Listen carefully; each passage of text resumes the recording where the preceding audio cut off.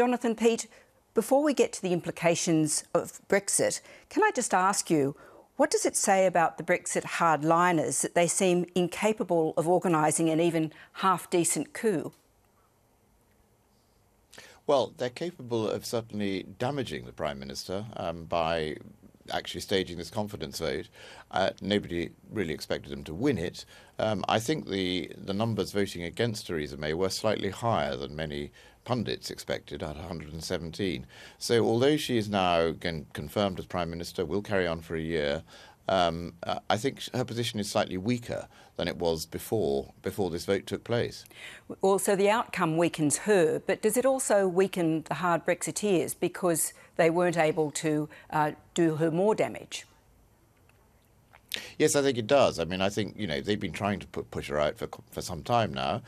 They've been making clear that they're very against the Brexit deal she's negotiated because they think it keeps Britain too close to the European Union.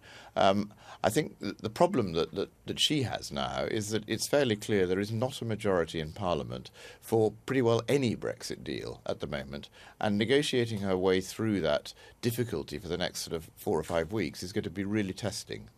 So where to now for Brexit? I mean, it seems like the government is almost reliant on Brussels to get them out of the bind. And I don't think they're going to get much out of Brussels. I mean, the view of other European Union governments is they've spent many months negotiating a deal with Theresa May, that they've reached an agreement. It's an agreement that involves compromise on both sides. They may give her a few sort of written assurances, some more sort of undertakings that might help her back in Westminster. But they know, just as she knows, that getting this deal through Parliament is going to be extremely difficult.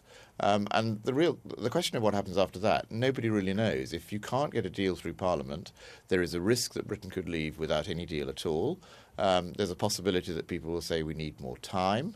There's even a possibility, increasingly talked about, of maybe we should have another referendum to decide definitively whether the UK wants to leave the European Union or not. Have you got any sense of where you think it might go? I think time is worth focusing on. Britain is due to leave the European Union on March 29th next year. That's in terms of where we are now, that's a very, very short deadline.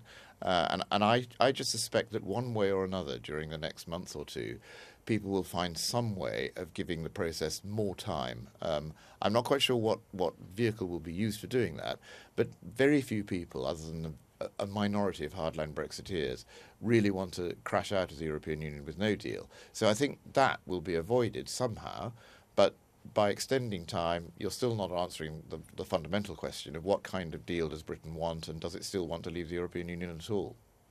Thanks for your assessment tonight. Thank you.